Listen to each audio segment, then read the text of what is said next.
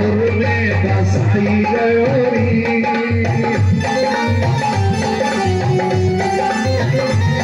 हमें तो है साथ में बसाई गयोरी,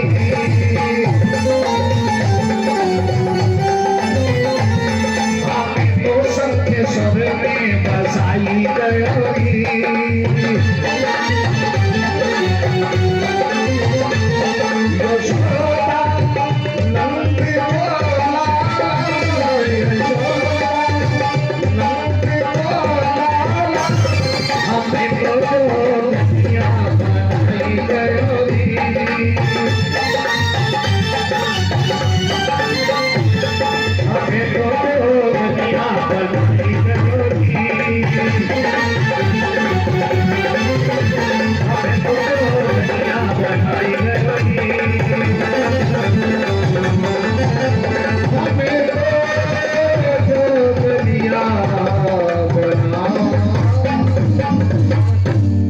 रामकृष्ण भगवान की, वृंदावन बिहारी लाल की। देखो प्रवचन का तो मतलब यह है कि अग्रिम वक्ता की कड़ी में कड़ी जोड़ी जाए, लेकिन समय थोड़ा है, कहना ज्यादा है। हमको आज विषय में बांध रखा है। हमारे जो यजमान पद पर बैठे हुए हैं सरदापुर के मिश्र जी, तो उनके भाई ज्येष्ठ पुत्र ने कल से कहा था सुदामा चरित्र के लिए, आज भी कहा और स्वामी जी की आज्ञा भी है। तो आओ हम डायरेक्ट इनडायरेक्ट वही लिए चल रहे, नहीं तो समय बहुत लगेगा और हुई हुई सोना पे ये कथा।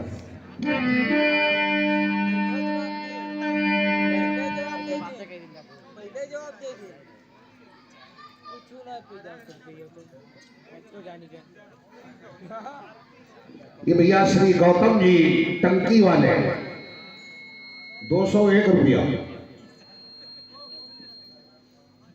और विजय वाजपेयी जी 501 रुपया कार्य निवासी भगवान के चरणों में अर्पित हूं, भगवान के लिए। आओ सरकार, सुदामा की कथा को सुनने से पहले आप सुदामा माने समझ ले। क्या कथा दूसरे के लिए, हमारी आपकी है जीवो जो किशोर की। सुदामा माने ही होता है सु माने सुंदर, दामा माने वृत्ति। जिसकी सुंदर वृत्ति हो उसी का नाम सुदामा। अगर हम ही आप लोग अपनी सुंदर वृत्ति बना ले तो हम ही आप सुदामा है, कोई दूसरा सुदामा। पत्नी का नाम था सुशीला, अगर यही माताएं अपना सुशील स्वभाव बना ले तो यही ही सुशीला है, कोई दूसरी सुशीला नहीं। वैसे तो पंडित लोग सुदामा चरित की कथा सुनाया क्या करते हैं, अगर सत्य पूछो तो श्रीमद् भागवत में सुदामा का कहीं परिणाम 18,000 श्लोकों से बिल्कुल कैंसिल एकदम।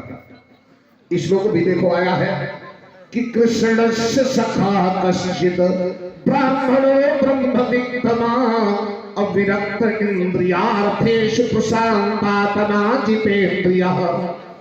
कृष्ण से सखा कश्चित, भगवान कृष्ण का कोई सखा था, सुदामा कुछ नहीं है। अब सखा कैसा है? ब्राह्मणो ब्रह्मवित्तमा, जो ब्रह्म को जानने वाला है, विरक्त इंद्रिया से, जो इंद्रियों से विरक्त है, और प्रशांतात्मा है, और कैसा जितेंद्रिया, जिसने इंद्रियों को जीत लिया। ऐसा वैसा सखा नहीं है, बहुत पावरफुल सखा है। सरकार एक गुरुकुल में पढ़ते थे, ऐसा भी विद्वान कहते हैं। एक दिन सुदामा से संदीपन मुनि ने पाठ सुनाने के लिए कहा। ये पाठ सुना नहीं पाए तो इनको ये सजा दी गई, तुम जंगल से लकड़ी तोड़ो। भगवान कृष्ण ने मन में सोचा आज हमारे मित्र बड़े भैया अकेले जाएंगे, लाओ हम भी पाठ सुनाने को रहने दें, तो आके हमको भी यही सजा मिल जाएगी, तो हमारा इनका साथ हो जाएगा।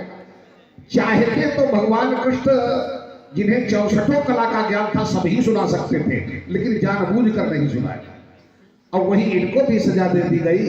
ऐसा भी विद्वान कहते हैं कि वाकई बात इनके घर में ईंधन नहीं रहा था, तो गुरुवाणी ने भेजा था कि गुरु पत्नी बोली एक रोज, अमन मोहन तनिक इधर आओ।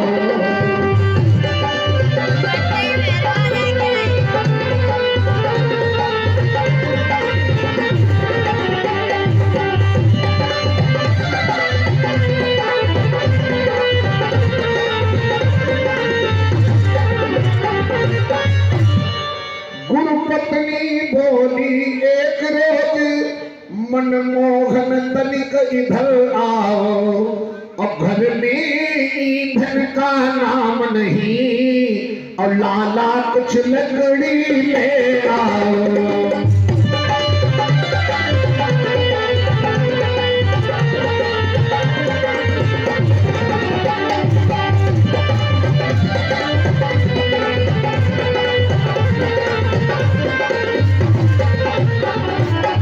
सुदामा जी महाराज भगवान कृष्ण कन्हैया दोनों लोग चले। गुरुवाणी के मन में विचार किया, पता नहीं जंगल में कितनी देर लगेगी, तो ये दोनों भूखे हो जाएंगे। तो गुड़ चना थोड़ा रखा हुआ था, इन्हें दे दिया। सुदामा को भगवान कृष्ण आगे चले, कहा मिल बांट कर भाई भाई खा ले। सरकार चले और चलते चलते कहा मधुबन में पहुंचे। भगवान कृष्ण ऊपर चढ़ गए, लकड़ी तोड़ने लगे, सुदामा नीचे भीगने लगे। तब तक तेज तेज हवाएं चलने लगी, पानी भी बरसने लगा। नीचे से सुदामा ने कहा भैया कृष्ण, छोटे भैया नीचे उतर आओ, भीग भी गए हो, जड़ा भी गए हो, और हवाएं चल रही, हाथ से डाल छूट जाएगी और हो जाएगा, तब मैं क्या करूंगा। अपने मित्र की बात सुन करके और भगवान कृष्ण भी नीचे उतर आए। वृक्ष मोटा एक है, जिसमें डाले मोटी मोटी दो है। एक डाल के नीचे भगवान कृष्ण खड़े हुए, एक के नीचे सुदामा खड़े हुए। न पानी बंद हुआ, न हवाएं बंद हुई। सरकार जब बहुत देर तक नहीं बंद हुआ तो सुदामा को भूख लगी। वही गुरुवाणी का दिया हुआ प्रसाद इन्हें याद आया। एक फंके मुंह में चने डाल लिए, थोड़ा गुड़ काट लिया, खाने लगे। लेकिन चने की खुशबू छिपी नहीं रहती है। अगर कहीं पानी बरस रहा हो और हवा अनुकूल चल रही हो तो छिपी नहीं रहती है। भगवान कृष्ण पूछने लगे, कहा बड़े भैया कुछ खा रहे हो, हमको भी खिलाओ। कहा वाह रे वाह भैया, जहां जंगल में तुम तहां हम, हमारे पास क्या रखा खाने के लिए। कहा नहीं, मुझे कुछ प्रतीत हो रहा है। क्या प्रतीत हो रहा है? कहा सुनो। अरे पूछती कृष्ण सुदामाते हैं, और चुप के कछु खाई रहे हो, और बतलाते नहीं तुम क्यों भैया, के ही कारण है तू छिपाई रहे हो। हमारे पास कुछ नहीं खाने के लिए।